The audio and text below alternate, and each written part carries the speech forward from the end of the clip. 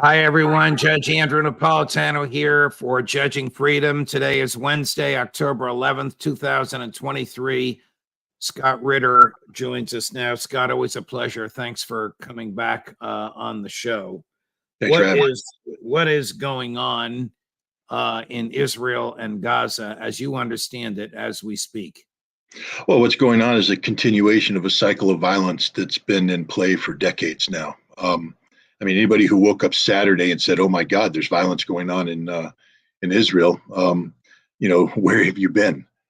This occasion, the violence started on that day with Hamas, a terrorist organization. There's no ifs, ands, or buts about that. They're not freedom fighters. They're not. They're not there in defense of the Palestinian people. Hamas is a terrorist organization, pure and simple. Their charter, chapter 12 of it, says that their mission is to destroy the state of Israel. And as critical as I am of Israel, and I think you're going to hear me be extraordinarily critical of Israel, under no circumstances is the concept of destruction of the state of Israel. And you can't have an organization that believes it's okay to kill civilians, to slaughter civilians. I mean, if you wear a uniform, I'm sorry, you made a decision. You're in the big game, and sometimes you pay the big price. It doesn't matter if you're a man or a woman. You made that choice. So as much as my heart bleeds for the families of those Israeli soldiers who lost their lives, that's war. But if you're a mom and her child and her husband or boyfriend hiding in a safe room, getting the door kicked down, getting machine gunned, no, that's murder. So that's what happened on Saturday. But if you think that was the first time murder took place in the Middle East, you're wrong. And if you think that it's only Hamas that commits murder, you're wrong. I'm not trying to justify, this is not whataboutism, but Israel's been in the business of murdering Palestinians for decades. We're always silent about it. We don't talk about it. But now that Hamas has came out and committed this atrocious crime, and it is an atrocious crime, everybody's screaming at the top of the lungs. No, what's going on right now is a cycle of violence, and sadly, all Israel is doing in their response is continuing that cycle.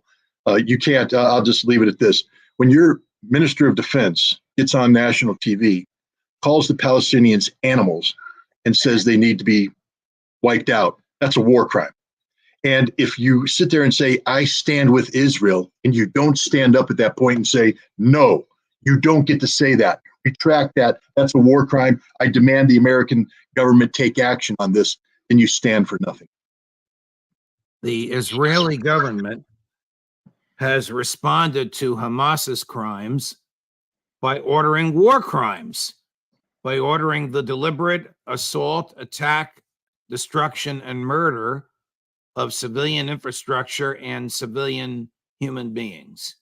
How can that possibly be justified from a moral, legal, or even military perspective, Scott? It can't. There's no justification whatsoever. Look, I come from the Marine Corps, and I'm very loyal to the Marine Corps. But in Iraq, in Haditha, when the Marines murdered 26 Iraqi civilians, that's a war crime, and you can't spin it any other way. It doesn't matter how much you love the Marine Corps, how much you respect the Marine Corps. You can't explain that away. And the same way, we can't sit there and explain away what Israel is doing right now. Understand that Israel knows that Hamas is underground. I'll say that one more time. Israel knows that Hamas is underground. So every bomb that lands on top of the ground in Gaza is killing innocent Palestinian civilians, not Hamas leadership, not Hamas infrastructure, not Hamas fighters. And yet they're doing it anyways. This is a deliberate targeting of an innocent civilian population. It's called collective punishment, and that's a war crime. Well, we know collective punishment is a war crime. It was expressly condemned by Nuremberg. It was expressly condemned by the Geneva Conventions. It was a tactic of Nazi Germany. One person committed a crime, they'll just start killing others until they figure out who the one was. But from a military perspective, what do the Israeli generals hope to achieve by the intentional killing of civilians when the Hamas killers, whom they're really after, are not being effectively impaired by their military, by the Israeli military behavior? Well, what's happening right now is the Israeli military is behaving with emotion, and that's very dangerous. You're supposed to be cold-hearted professionals. You're supposed to get beyond the emotion. I know it's difficult. Look, many senior Israeli officers were at home. They were kidnapped or killed. Their families were killed. These guys take it personally. Their friends are dead on the battlefield. The families of their friends have been slaughtered. This is a extraordinarily personal thing. But as a professional, when you put on that uniform, you have to behave as a professional. And right now, the Israeli military is behaving with emotion. And this is a very dangerous thing because it colors your judgment. Israel is supposed to be a nation that has educated its officers, and I know this for a fact. I know many Israeli officers, and I know that they've received training similar to the training I received that is intolerant of war crimes. And yet we've seen over and over and over again where Israel commits war crimes, and the people committing these war crimes are the IDF, the Israeli Defense Forces, despite their training. And the reason why is they get emotional. They go out on patrol in the West Bank. 10-year-old kids throw rocks at them. They capture the kids and they snap their arms. They snap their legs. If it gets too close, a sniper shoots them in the belly and then laughs as ambulance drivers drive up, and then they shoot the ambulance drivers because they allowed emotions to take over. No, you're supposed to be a professional. When troops are ordered to engage in behavior that is patently unlawful and is a war crime, like the intentional attack on civilians, who has committed the war crimes? Is it the troops on the ground? Is it the person who presses the button or throws the switch on the artillery that's aimed at a university or a hospital? Or is it the general that orders this? Or is it Benjamin Netanyahu on the civilian command? Everybody up the chain of command. I mean, the bottom line is you're not allowed to obey an unlawful order. Now, if we're getting into issues of constitutionality, Judge, with all due respect, the private on the ground, he's not a constitutional scholar. And Right. if he's been ordered to do something that is patently illegal, for instance, to cross into Iraq, he can't say, I refuse to invade Iraq because that's a violation of international law. That's not his job, nor is the job of the lieutenant or the captain or the major or the colonel. International law is within, the president, his cabinet, and people who are empowered to make those decisions. But if you're a pilot in the Israeli Air Force and you've received a mission that requires you to drop a bomb on a university, and it's identified as a university, you have a moral responsibility to ask, is this proportional to the threat? What is the threat? Why am I doing this? What is the potential collateral damage? And all of these questions should have been answered already by the targeting cell, and they should have the answers there. And if they don't have the answers, then the pilot has a moral obligation to say, I can't fly that mission until these questions are answered. And then we take it up to chain of command, and the bottom line is that they all insist to go in without adequate answers, then everybody is guilty, from the prime minister that ordered the action, the minister of defense that turned that order into reality, all the way down to the pilot. They have all committed a war crime. They are all culpable for the crime. They should all be held accountable for the crime. Gary, can you put up the images of the Gaza University? I think Scott and I can talk over it if I'm not mistaken. Here we go. So this was Gaza University 4 days ago. You can see what it looks like. You're going to see a very compelling view from a drone in a couple of minutes. So your argument is that not only the civilian command, but the guy who dropped the bomb that did this, or the bombs that did this, or who pulled the trigger or threw the switch that sent the missiles that did this, ought to have known what he was doing. There's a view of what was a university in Gaza as recently as last Saturday. Actually, that photo you just showed is even worse, Judge. It's a mosque. It's a mosque. It's a religious site, which is a protected site. And again, they knew it was a mosque when they bombed it. And in order to justify bombing it, you need hard intelligence that there's an imminent threat coming from that mosque that justifies this. Otherwise, you can't strike that. That's a protected target.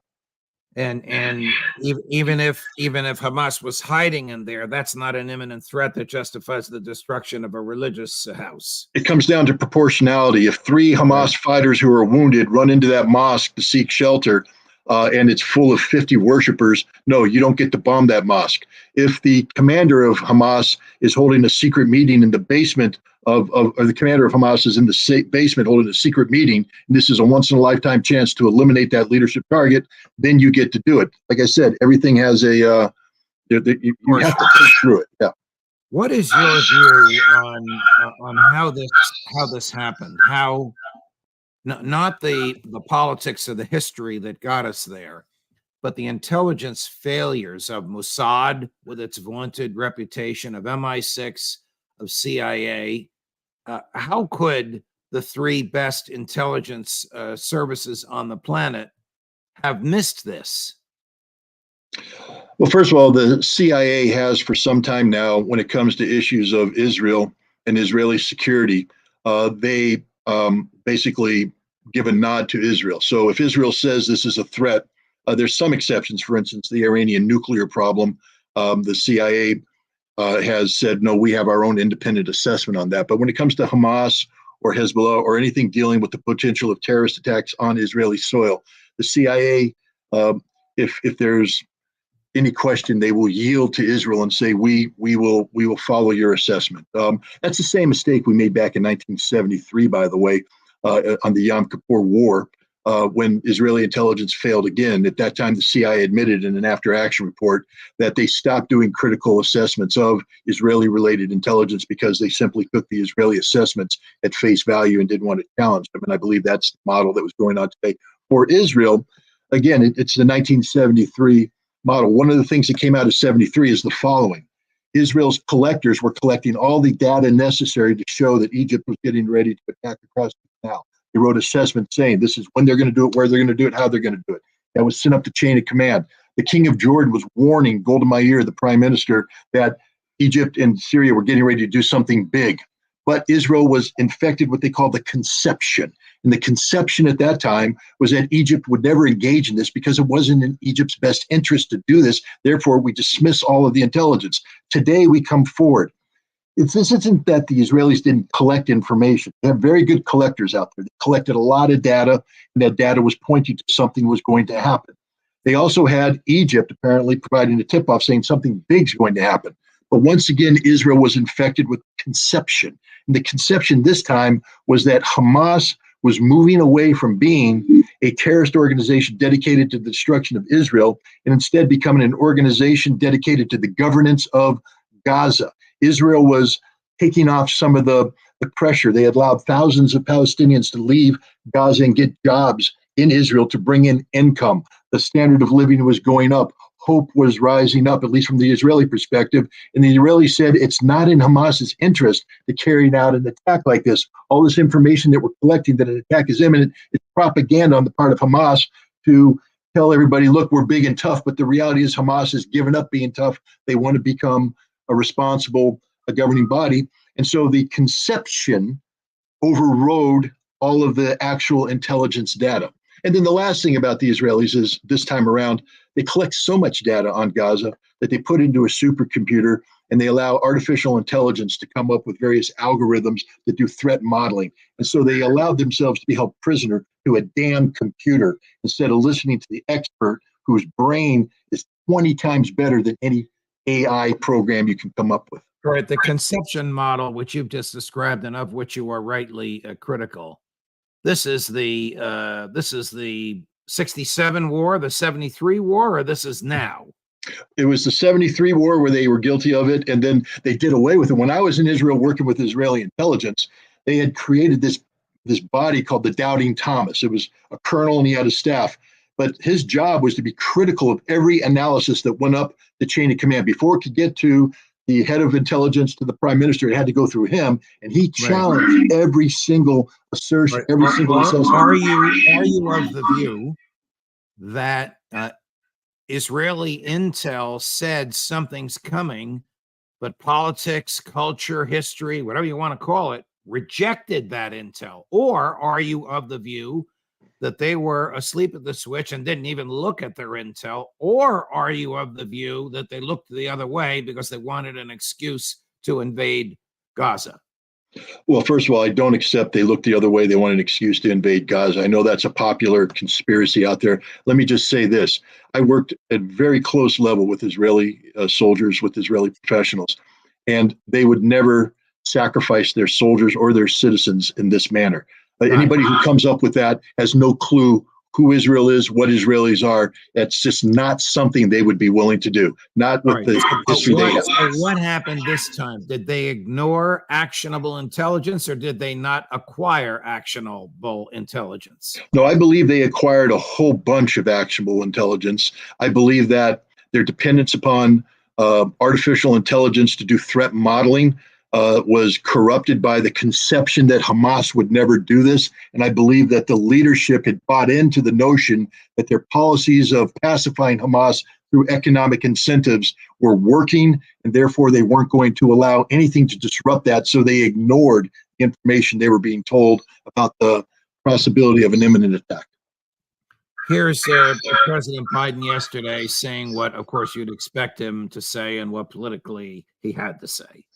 We now know that American citizens are among those being held by Hamas. I've directed my team to share intelligence and deploy additional experts from across the United States government to consult with and advise Israeli counterparts on hostage recovery efforts. Are there American special forces or Navy SEALs on the ground in Israel, in Egypt, in Gaza, wherever they might be, ready to pounce? No. First of all, Israel doesn't need them, and Israel doesn't want them. Gaza is an Israeli problem. If they go into Gaza, they have Sariyat Matkal, they have Flotilla 13, they have Yaman, they have a whole bunch of units that specialize in this, doing it the Israeli way on Israeli soil in defense of Israeli citizens. The last thing you want is Delta Force or SEAL Team 6.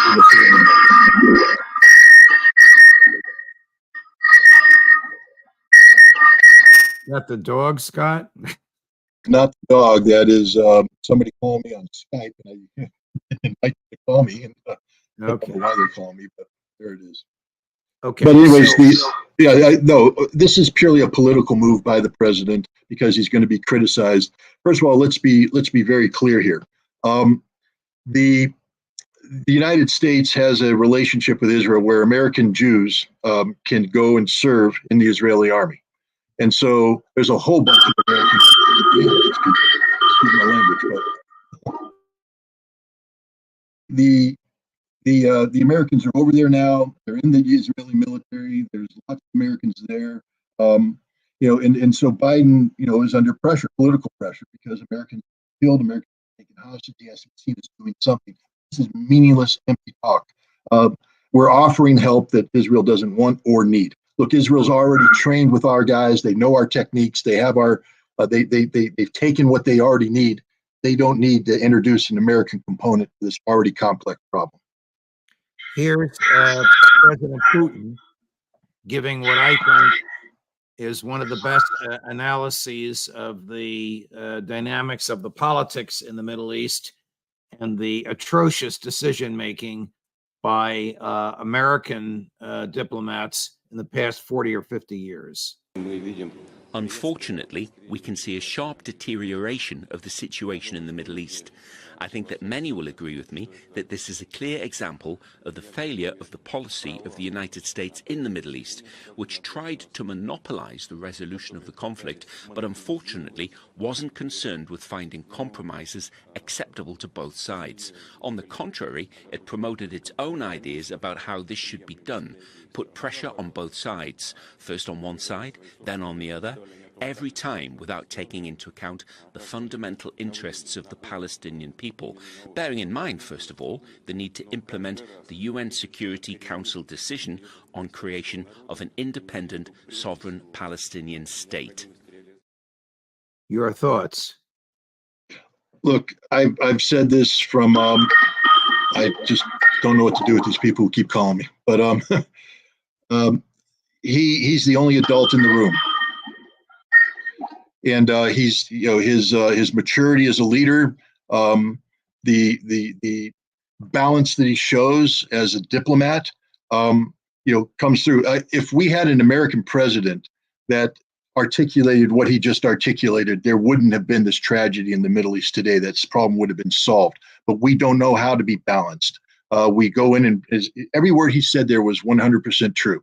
And I know I'm going to be called a Putin fanboy and all this stuff, but you know what? When the guy's right, the guy's right. And, he's right. How oppressive is Gaza? Our friend and colleague, Gerald Salenti, referred to it as an open-air concentration camp. That's the appropriate way to put it. A lot of people are calling it an open-air prison. The problem with that, in comparison, that implies that the Palestinian civilians who live there, over 2 million, are prisoners. They committed a crime. They've committed no crime. The only crime they're guilty of is being born in a refugee camp, born as a concentration camp inmate. And it is an open-air concentration camp. Israel controls this. Israel has put a wall around it. Israel dictates the quality of life, the pace of life, every aspect of what goes on in Gaza. It denies them the right to have their own airport, denies them to have the right to their own ports. It is an open-air concentration camp. And the important thing about that word is that it's the Israelis, a Jewish nation, that's imposing this concentration camp-like reality on these poor Palestinian people. The Israelis should know better. They suffered under concentration camps. They know what concentration camps are. Why they're continuing to do this, I don't understand. Your views on the tenure of Benjamin Netanyahu as prime minister? I've hated Benjamin Netanyahu from day one. My initial dislike of this man came in 1982 when a Marine Corps captain stepped up on a Israeli tank and told him that it could not go across the Marine lines over his dead body. He pulled a pistol and told the lieutenant colonel he'd blow his brains out. The Israelis backed off. We charged the affairs at the embassy in to condemn the Israeli actions. That was Benjamin Netanyahu. His response, to go around and create rumors about this captain saying he was drunk, there was alcohol on his breath. Benjamin Netanyahu is a disgrace. He's a coward. And he's been that way ever since. He was prime minister from 1996 to 1999. I was there for 2 years of his prime ministership. He knows what the truth of Iraqi weapons destruction is because I worked with the head of his intelligence and they agreed with me. And yet in 2002, he went before the United States Congress as a private citizen, but with the cachet of being a prime minister, saying there is no doubt that Iraq has a nuclear weapons program. He lied. Americans then went into Iraq and died. Benjamin Netanyahu has the blood of thousands of Americans and hundreds of thousands of Iraqis on his hands. And now he's the war criminal prime minister of Israel. He's responsible for all this violence. He's the man who empowered Hamas to take over in Gaza in 2006. He did it. He's the one. So let's just remember who the ultimate criminal is in all of this. And his name is Benjamin Netanyahu. Will the Israeli people throw him out of office? No, because his shtick has been security from day one. Look, I can't say I personally knew Yitzhak Rabin, but I was there with Yitzhak Rabin. I worked with his government, and he was a man seeking peace. I was there the day he died, that he was assassinated. I watched Israel bury a leader they loved. And he was killed because of Benjamin Netanyahu. Benjamin Netanyahu's hatred, a man who empowered the religious right in Israel to issue a death warrant against Yitzhak Rabin. So some right-wing fanatic assassinated him at a peace rally. When Yitzhak Rabin went into the ground, that was the end of the hope for peace for Israel. From that moment, Benjamin Netanyahu played the fear card, and he has intimidated the Israeli population based upon ignorance and fear to continue to empower him to be their leader. How do you see this ending? I mean, unless this becomes a 2 or 3 front war, Hamas is a pipsqueak compared to the military power of the Israeli government. No? Well, no. Look, in 2006, Israel mobilized 30,000 troops to go up against 3,000 Hezbollah fighters in southern Lebanon. 34 days later, got beat. Had to admit they got beat. They got crushed. Hezbollah stood, fought, and defeated them. Hamas, there are many thousands of Hamas fighters, highly trained. They're underground. All they have to do to win is survive. Israel will eventually lose the support of the international community based upon the slaughter of the innocent Palestinians. At some point in time, the international community is going to get fed up with seeing dead Palestinian babies. And they're going to say, enough is enough. When that happens, Israel will have to take a compromise solution with Hamas. Hamas wins. Hamas is going to win this war. They're not going to win by defeating Israel. They'll win simply by surviving. We lost the last 2 or 3 sentences of what you said because of the interference. Can you say it again about Hamas is going to win this war? Hamas is going to win by not being beaten. All they have to do to win is survive, just like Hezbollah did in 2006.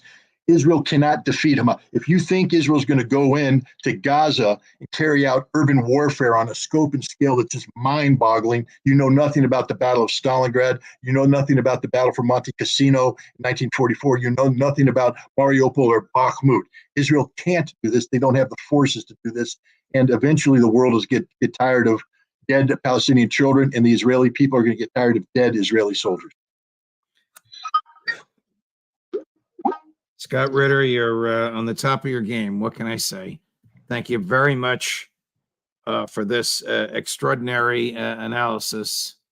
We'll come back to you soon, my dear friend. Thank you. Oof, Morris, we get it. Thank you for watching. We're going to change topics in 25 minutes at 4:30 and go to the problems with the Republicans in the House of Representatives. We'll continue to cover Israel. We'll continue to cover Ukraine. We'll continue to do what we do here at Judging Freedom, looking out for your liberty.